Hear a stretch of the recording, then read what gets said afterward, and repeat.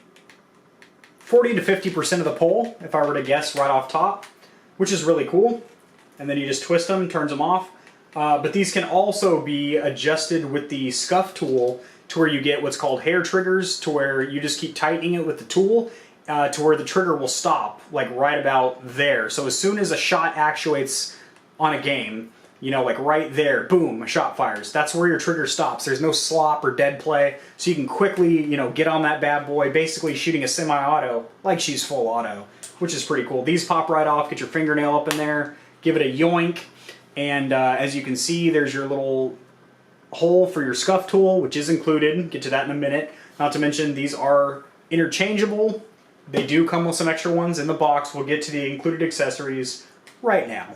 Alright guys, so lifting up the box here, get this little plastic tray out of here, pop this bad boy out. Holy moly, got parts flying all over the place. So this says customize your experience, and it's got a little pull tab here to get into it nice and easy like. Bam. Little box with your accessories. Ooh, they're in there good.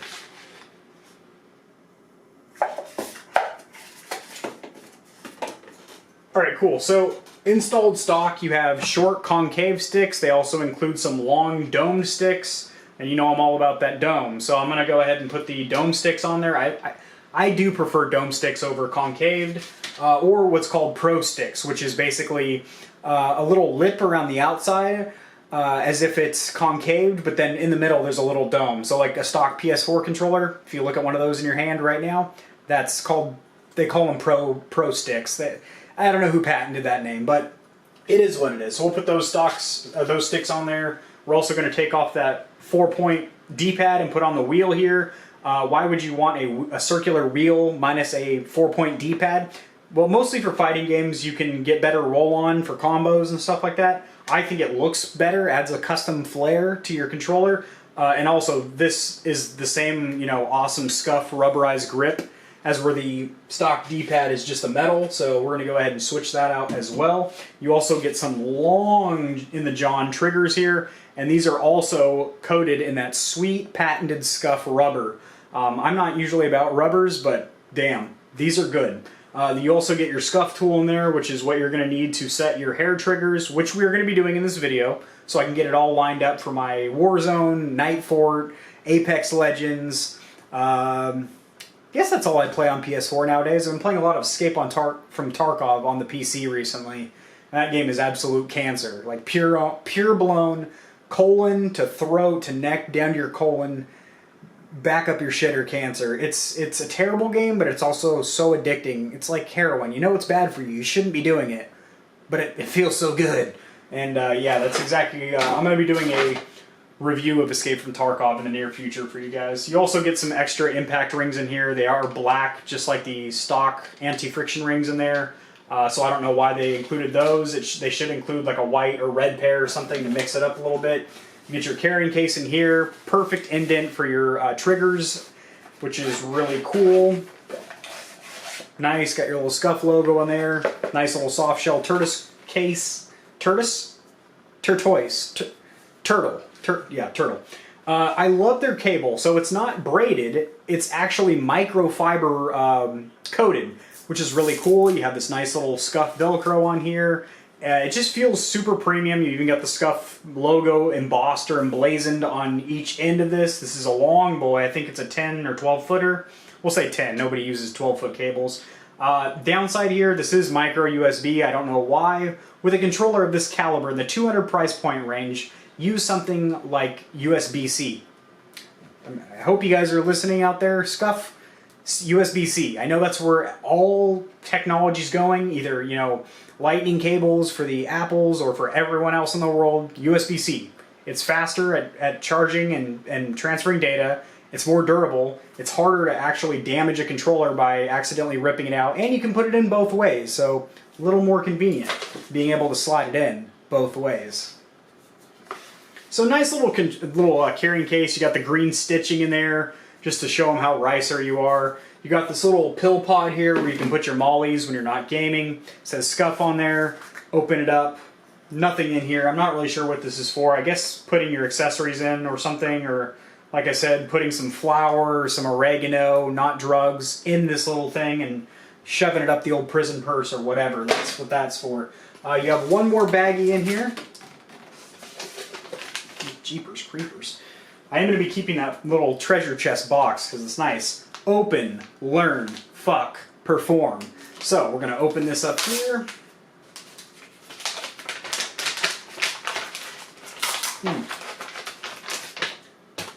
Nice navy blue with the yellow Scuf logo. This is your instruction manual. I think you also get a couple of, yes sir, Team Scuf. You're welcome to the family. That's flawless marketing right there.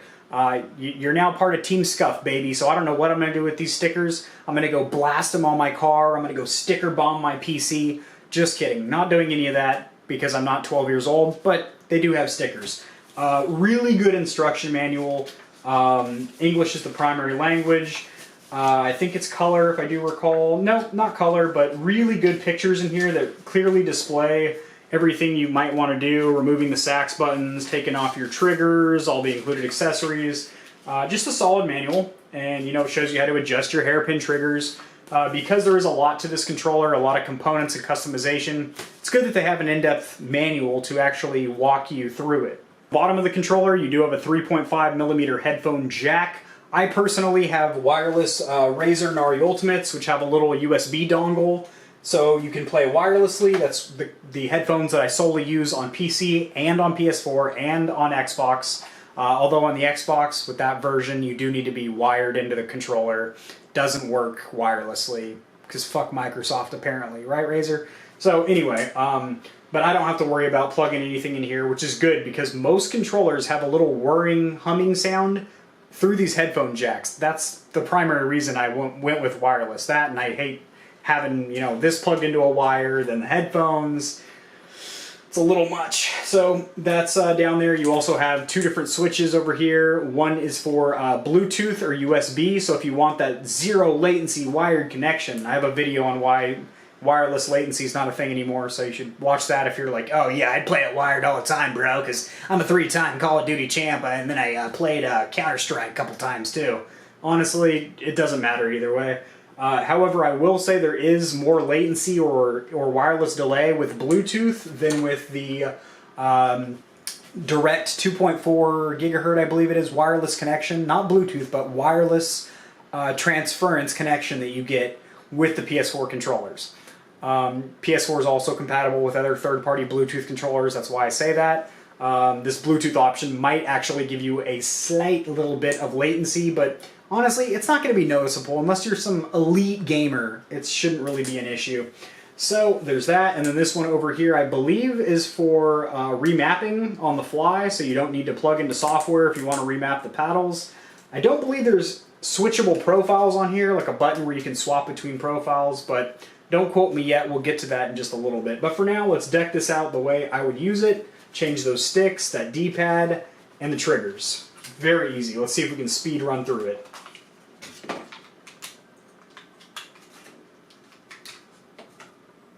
God damn it! Oh, I lost some time on that one. I'm sure I'm not breaking any speedrun world records for customizing a Scuf controller right now, but 'tis what it is, boys. So don't be afraid to break these things. I'm not saying, you know, just start jacking on your $200 controller or anything like that, but honestly, these are meant to be clicked in with a satisfying snap, so if you don't hear that, your components aren't seated properly. Boom. Oh my golly gee. So why the long triggers, you might be asking? Two reasons. One, they give you more control in the pull there for racing games, so you can really modulate the throttle and the brake. But also, if you're playing something like a shooting game, you can actually, I don't know if you guys ever paintball. This channel actually started as a paintball channel. It used to be called Hang with KC. Back when I lived in Jacksonville and I was recording in like this shitty little garage setting and doing paintball reviews on my wife's makeup table and shit. My God, we've come a long way. But anyway, this is called the old finger roll here. It's a paintball technique, so you can really get that fast rate of fire when you're ramping on some noobs. And with this, you can actually put those trigger locks on there so it resets, click, click, click, click, click, and then basically have these double triggers on here, and you can sit there and fucking just basically make a semi-auto full auto, and people would think you're doing a hack or something, and they don't know, you're rocking a Scuf. So that's why those big double triggers. Not to mention they look like huge boners sticking off the back of your controller, so if that's your thing. Like I said, down the road I am going to be customizing this, but honestly for now, I really do like that flat gunmetal gray, kind of, you know, charcoal matte black finish on there. Same thing with the triggers up here. I mean, it's a good, handsome looking controller. Just like a timeless classic look that would go good with many, many themes. You know, it's not like a bright green or orange controller. It's only going to go good with certain color themes and stuff.